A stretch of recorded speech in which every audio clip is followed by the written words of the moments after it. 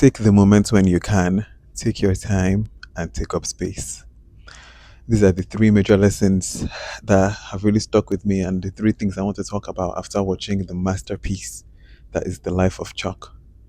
I watched it this evening, and I really sat down with it. And in trying to even think about what I wanted to say about the movie, like I obviously made my bingo card, I played along with the game of bingo, but even sitting down here, I don't think this movie, like, it doesn't need a movie review. The movie is perfect. It's a wonderful film. But what the movie really does call for more is a meditation, really. It's like it makes you sit down and just think because there's so many nuggets, there's so many lessons. And the movie really, there's a lot of things that happen. But I think trying to really articulate it all and trying to really, because I'm still processing my thoughts in real time because I just watched it. But I think I could distill it into those three major, like, key points, which is, take the moment when you can. I have a clipboard here because I took notes. Take the moment when you can, take your time, and take up space. I guess I'll just go one after the other in relation to this movie and talk about this movie and the lessons that really I took from this movie because I think that is what this movie calls for. Like when you finish it, it's not really about reviewing it as much as it's about taking something from it. And I think there's a lot to take from this movie, especially in the times that we are in. So I will work reverse in reverse order. I'll start with taking up space. Taking up space is something that, like, it's become very, like, take up space, and it sounds like something that we should all just do, and it sounds very easy, like, because it's a very short and very sweet, like, thing to say, take up space. But it's a lot harder to do, especially in this world, especially if you're a person who is empathetic or a person who just is aware, like, you're not a jackass, you're somebody who actually cares about the well-being and the thoughts of other people, and you're not trying to also waste people's. But even so, basically, I'm going to give a personal story, a personal anecdote, and something I was talking about with my friend, and I was telling her that, like, sometimes I don't know why I feel rushed, like, I genuinely feel rushed, and it's a problem that I really was dealing with, and I really had to, like, do the internal work on. But I'm trying to remember the time when I was really venting this the most. It was something so small. I was trying to catch a bus, and so, I was on Google Maps, and I was trying to, like, find, if so, I didn't know which exact, because I came out of a stop and then I saw the bus, so I, like, quickly ran to it, but I hadn't really known if this was the right bus I was trying to be on. Now I could easily have just taken a bit more, I don't know. So basically, I just went up to the person, and, like, I don't know, because people were behind me on the line, and so I just felt this rush, like, oh, people are already waiting, they want to just scan their thing and leave. So when I think I asked the person, like, oh, is this the bus, and they were just like, yeah, but I didn't really ask the full questions. I was just like, let's just go to, like, I think it was this thing, and then another, like, kind of, it was something I don't remember. Let's say something like 159th and 8th, something like that. I think I went, let's just go to 159th, and they were like, yeah. And then I think the more relevant part was the 8th. I don't know exactly, but I'm just saying, like, something like that. So I go, like, is it the 159? And then he's like, yeah. I'm like, okay, cool, cool, cool. So I just tap my card, and then I, like, go and sit down. The thing is, I could easily have, because I still wasn't. I could have just said, "Is this going to 159th and 8th?" I could have said, "Is this 159?" And when they said yes, I could have said, "Oh, sorry, is this also going to the 8th?" I could have taken a breath, but it's like I felt this rush because there's people behind me. I don't want to, like, hold up the line. I don't want to wait. And when ultimately I was on the wrong bus, and so I had to now come down again. And even again, being on the wrong bus, sometimes you're on the bus and you're sitting down for a lot longer than you're kind of having this feeling, like, I don't think I'm on the right, but just to even stand up and to go and do something. And I was just asking myself, like, what is that? Like, what is this thing? Like, why don't we really feel the, like, I don't know, like, why, I don't know, it's like, why do I feel rushed? So that was the internal work I had to go and do. And thank God for therapy, and thank God for talking, and thank God for all of that. But it's something that you really do have to address with yourself, and you really sit down and you really like, why. And in start thinking about it, obviously it led into bigger conversations. It led into a much bigger conversation. And in relation to the film, it's also about this world that we live in, right? I want you know, I said the thing about society is that it doesn't tell you explicitly hate yourself, right? It doesn't say hate yourself, because that would be so harsh. But it will do things to make you hate yourself, or to do things make you think that you're less than, or that you. And I'll give you an example. For example, in this movie, a character is short, like, and obviously we are seeing the life of Chuck from when he's young to his adulthood. And just thinking about, I don't want to give spoilers about this movie, but I want to talk about the movie in a general sense. And so a character is short, and let's just think about that, being a short person when you're young, when you're very small. like a baby. Like all of us are in primary school or secondary, like when we are like 3, 4, 5, and you're just playing around with everybody. Nobody is really thinking. I don't know. You're just playing. Like it's all fun. We are all on equal ground. We are all on equal footing. But then life keeps going, and then you now kind of start seeing as life starts happening, society starts happening, the comparisons start happening, we start becoming more aware. Then this comparison starts. Then it starts going, oh, this person is this one. This is the short person. This one are the short person. This one are the tall person. This person is short. This person is tall. This person is oh, and then I'm realizing, oh, this person is ugly. This person is attractive, and then we start to divide like that, like that. And again, sometimes too, it's not like the world will tell you, oh, you're ugly, but you notice that like, oh, the people that tend to get a lot more favors maybe tend to be taller. I'm just saying, for example, maybe say they are taller, or maybe they are more conventionally attractive. And when you're young, your sense of that might be different. But I think you know what I'm saying. That you just as the more you grow, you start becoming more aware in this world of what are the things people like, what people reward more than anything. We start to realize that okay, height is something, and like being short is maybe not as liked or as beloved as being tall. Like tall seems to be the thing people are going for, but then depends on if you're a man or a woman. So all these things start now becoming the things that the society starts to egg on and egg on and egg on. And by the time you're 28 years old and now you're thinking, oh, this and that and this, and then there's all these rules, and you're now like, I think, I don't know. Because I'm just thinking, like in the movie, right? There's a character, he starts off so happy, just curious about the world. He likes to dance. And then next thing you know, dancing is not really for boys. And again, even if, again, in this particular story, it's it's that he still embraces dance, and we'll talk about the whole thing. But here he embraces dance. But again, you grow up, and then it's like, oh, dancing is not for boys. So, I guess, and again, sometimes people will even tell you explicitly that dancing is not for boys. Although, of course, some will. But it's again this thing of dancing is not for boys. So this thing that you love, you kind of have to give it up. Then next thing is like, okay, even if you are dancing, the girl that I'm dancing with is taller than me. I am short. I will get laughed at because I'm dancing with a girl that is taller than me and I am a short man. Again, you just wanted to dance. And again, watching this on screen, you can understand what the person is saying. You can understand that this is how people feel. Like, and when he's saying, oh, people are going to laugh at me, of course, it's easy watching or on this side to be like, just go for a kid, just go for a kid. But you know that, like, we've all kind of, I think it's the shared trauma. Like we all know how it is, like because people will laugh, people will point, people, and if they don't do it to your face, even sometimes that internal voice can even be worse than what people actually say. It's that like, oh, and sometimes we beat ourselves up so much. Oh my god, like you by yourself will just stay and like wash yourself down, like you will beat yourself over the head for what nobody has even said already, but you by yourself will beat yourself about it. Like before you don't even allow yourself into the race because you've already knocked yourself out. Oh, she's taller than me, I'm short, so we can't dance because if we dance together, everybody's going to laugh and say, "Oh, he's a short boy dancing with this tall girl." And now, an experience that you love having, that the girl seems to love having, to you will share this love of dance, but your fear of society's noise, your fear of society's judgments, your fear of society's hatred and backlash is now stopping you from doing what you love. And aren't we all guilty of this in some ways? Don't we all relate in some ways to this? Having the things that we've wanted to do, maybe you think about and you just go, oh, but because of this and that. So the good news, right, is that so there's this moment, right, where he's, I guess, been so beaten about the whole thing, like, dancing, which is his passion, which he wants to really do. He loves to do it. Not even as a convocation, because, and we'll talk about that in a bit. But like, let's just talk about it now.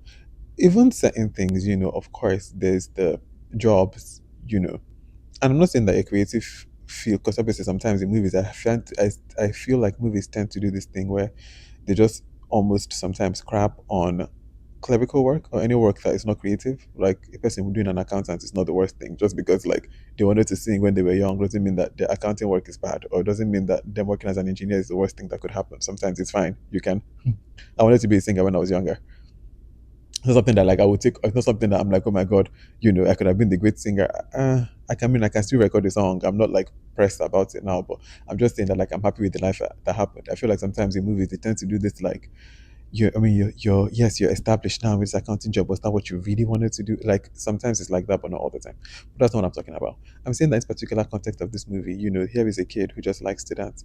And of course, his grandfather, again, and that time, society doesn't tell you, oh, don't dance, right? It won't tell you like that a lot of the time, especially with loved ones. They don't tell you explicitly like that. Some do, but usually it's not like that. It's usually like, oh, I want to go and dance, and then maybe an adult is telling you, I don't think dancing is the way. I don't think dancing makes a lot of money. So again, just from context clues, what you should be doing, what you should not be doing. Anyways, so this boy is already so beaten because he's short. People are going to laugh at him. Dancing is not really, the thing. It's also there's all the you can feel the weight of the pressure of society's pressure now weighing on this kid that just likes to dance. And so eventually when this girl, his partner that he loves dancing with, that loves dancing with him, comes to ask him on the big dance, like, okay, can you dance with me? He's scared. He doesn't want to do it. He's saying he has an injured leg. He's making excuses. Like, haven't we all been there? He's making excuses. But eventually he does, like, and when he does, there is he and he kills it because he's really good at dancing. Like he does it and he's a natural, just like we all knew. He's a natural. He's good at this thing. People love it. People even want an encore.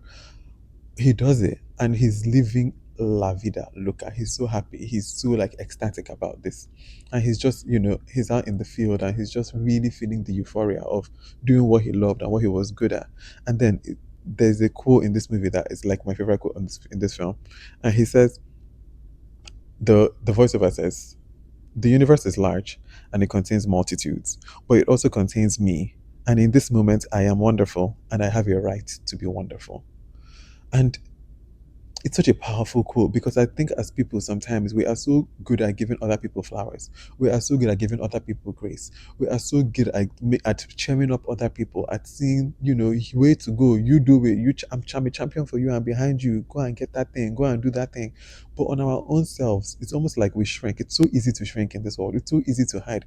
The one of the hardest things, and it is so true in this world, is to do something, is to actually do what you want to do with your full chest, and to do it publicly, and to do it like one of the hardest things in this world is to say you want something. Like, I want something outward that is like a public facing thing, like to start a business, for example, that is public facing, to even do like content creation. Like, do you know how long it took me to even walk up to find it? Say, okay, you know what, this film club, I've been thinking about it. Let me just do it. Because you're really putting yourself out there. You're really saying to the world that this is something I want to do. I believe I can do this thing. I believe I'm good at this thing. This is something that I love to do. I feel like I can bring something to this thing. And I'm going to own that. That isn't easy to do.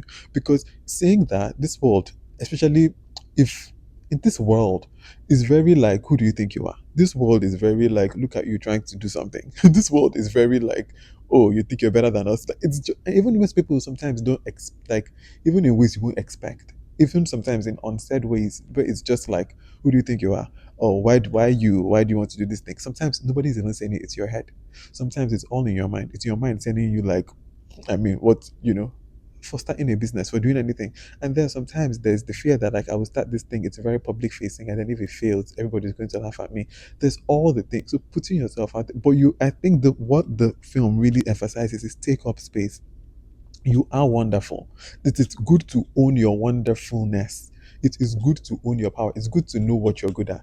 Another thing I want to say is this world is so quick. This world loves when you name the bad things about yourself. This world loves self-deprecation. This world loves self-deprecation. I can say I'm a mess. I'm not good at this. I don't think I'm that bright. I don't think I'm that funny. I don't think I'm smart. I mean, I don't have the confidence for that. People find that endearing. People love a person that can name out all their flaws. But what I've noticed is this world doesn't really love when you own who you are. It doesn't love when you list out your positive attributes. It doesn't love when you say, yeah, I am smart. Yeah, I am capable. Yes, I am disciplined. Yes, I have the follow through to do this thing. Yes, I am financially, you know, um, smart. Yeah, I have the brains to do this thing. It's like society doesn't. It's almost like they don't know what to do with that because it's like you're self assured, and now it's like, oh, who do you think you are? It's weird.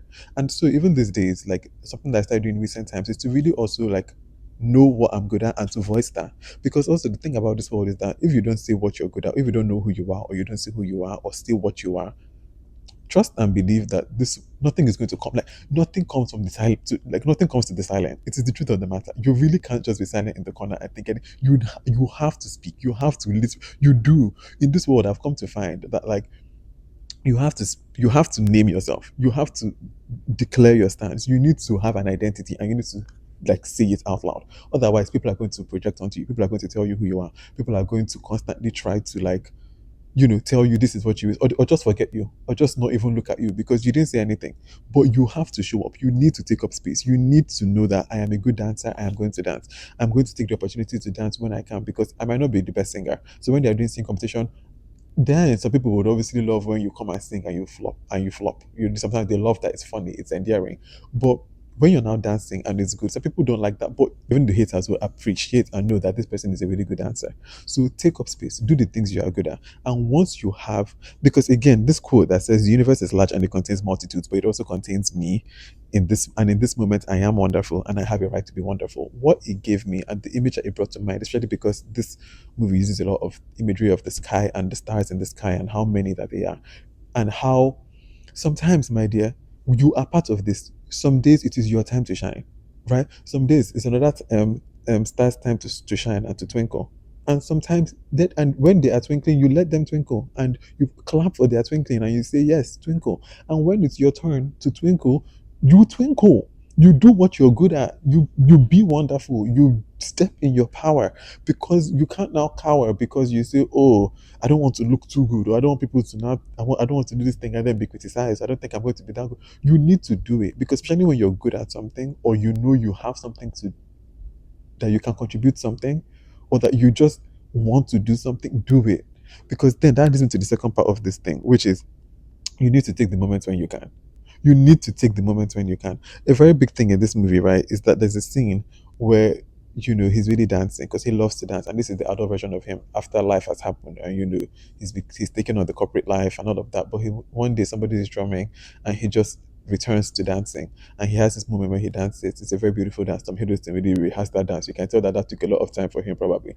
So he does this elaborate dance. It's very beautiful, and the narrator says, like life happens, like other things happen to him. I don't want to give spoilers too much because all these things I've said are in the trailer. Like, like you see him dancing in the trailer. Anyways, like life happens to him, other things happen. But one thing that he always remembers is that one day in the middle of the road, he danced. He took the opportunity to dance and have a good time.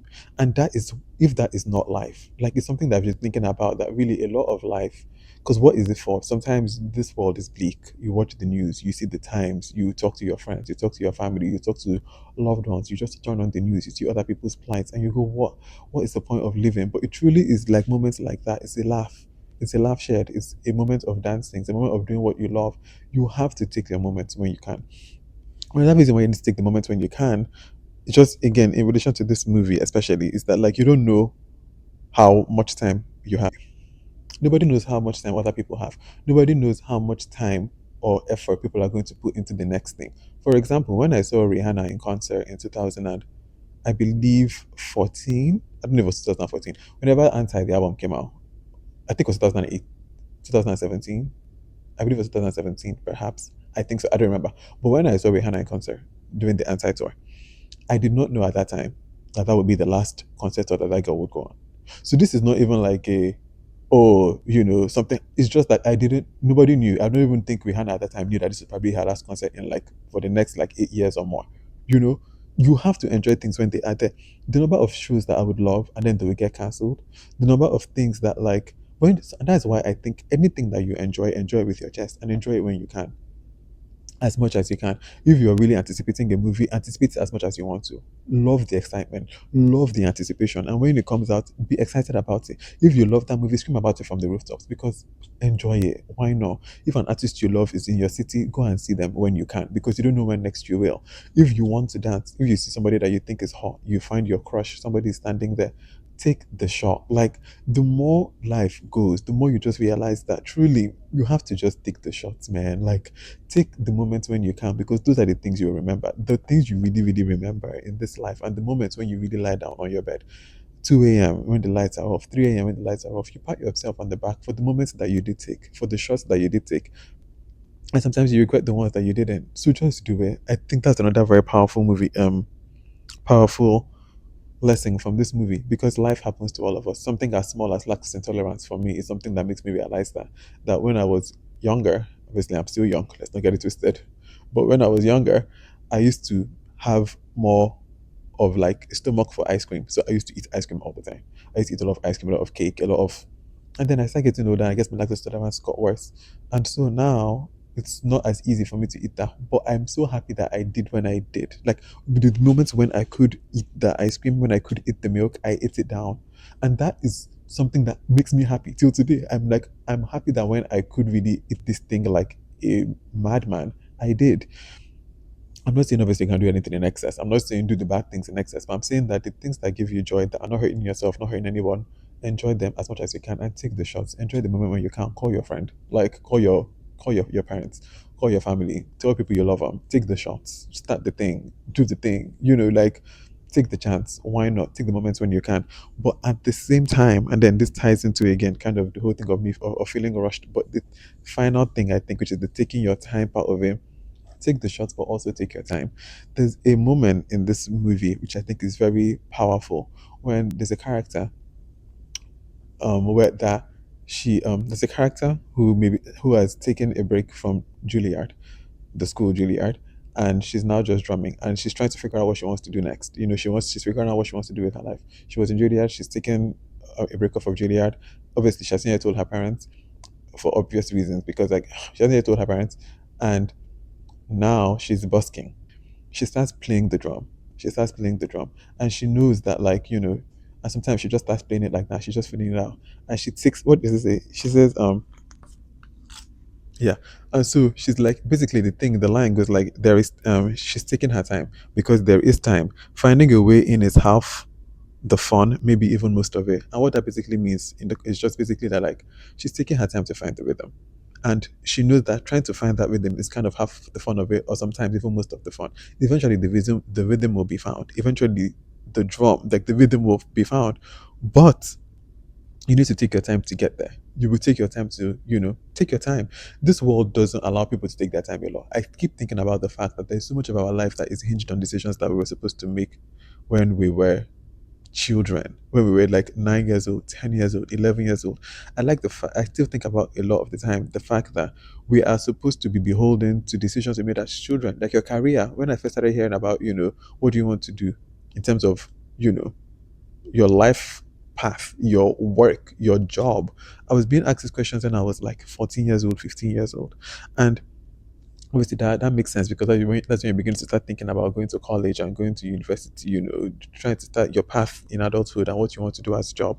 But it's something that I think about a lot, that like, so now if a person, let's say, picked the wrong decision, made the wrong choice, or did something that they were not really passionate about, because that's the degree that they have and they've already invested so much money into this, they feel this beholdenness to doing this job, to really committing to that thing, because money has already gone in, time has already gone into this. But you didn't even really. And then what I find funny is that people who then say, you know what, give me a second, give me a year to figure this out, give me 2 years to figure this out. The world doesn't like that. Society doesn't even allow you really a lot of times the chance to really go and figure it out, because it's like you're wasting time, you're wasting time, you're wasting time.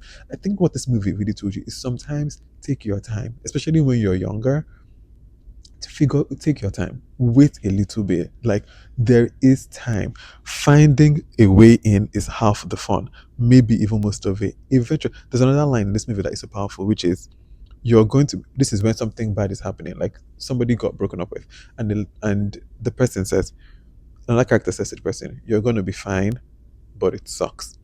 And basically, obviously, in a much longer way, but it's this idea that, like, what I do know is you're going to recover from this thing. Yes, it sucks right now. Yes, it's bad right now. In the moment when taking your time or in going through anything in this life, it will suck. Don't even get it twisted. It will be sad. You will cry. You will break down. You will be sad. You will be scared. You will be upset. You will be like, what the actual hell?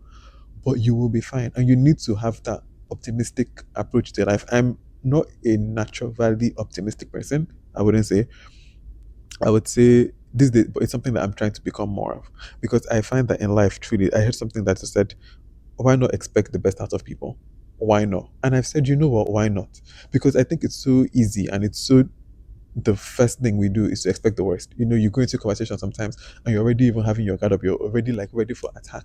But it's like maybe you expect the best out of people. Maybe when you're about to send that thing, don't go into it combative. Maybe just expect the best out of people and see what comes of it. Maybe be more optimistic. And maybe just maybe believe that everything is going to be fine. Because it will be. And so I think that's what I got out of The Life of Chuck. It's a beautiful film. It's not really a movie that can be spoiled. Even as much as I've told you right now, still go and watch that movie and you will still enjoy it, I hope, completely. It's not a movie that can be spoiled. It's not like a thriller. And there's so much this is a very truly when I say that this is a non-spoiler review. I know I talked about something in the movie, but it's really not spoiler. Like when you go into the movie, you see what I'm talking about. Like this is a movie that you need to experience. This is a movie that is powerful, it's needed, it's necessary, it really makes you think, and it really lends itself to so much conversation. I would just reiterate, take the moment when you can. Take your time and take up space. If there is one thing that I can tell you that this movie really reinforced in my life, it is these three concepts. I've taken I've taken quotes. I've taken, just it has reinforced too many of the things that I already believe in. Too many of the things I already like I'm working on with my own self and with my own just dismantling the trauma and all the actual BS that the world and society puts on you and all of its limitations and all of its crap. You really have to undo a lot of that. And this movie is just almost like another like dose of medicine to just help you with that. So if you want a sweet, nice film that is just rich, then definitely check out The Life of Chuck. If you want to play along, I of course, as always, created bingo cards that I did obviously also take along and play along with when I was watching. This is available on vdkfilmclub.substack.com as with all the other bingo cards that I do. To keep up with, the film club, you can subscribe to the Substack, and then you can also, of course, follow me on social media on TikTok or Instagram. Those are where I am, and then obviously here on YouTube. Thank you so much for watching. I hope you really check out The Life of Chuck if you haven't, and if you have, what did you think of the movie? Were you as moved by it as I was? Because the movie really, really moved me. I hope you enjoyed it as much as as much as I did, and I can't wait to see you in the next movie. Bye.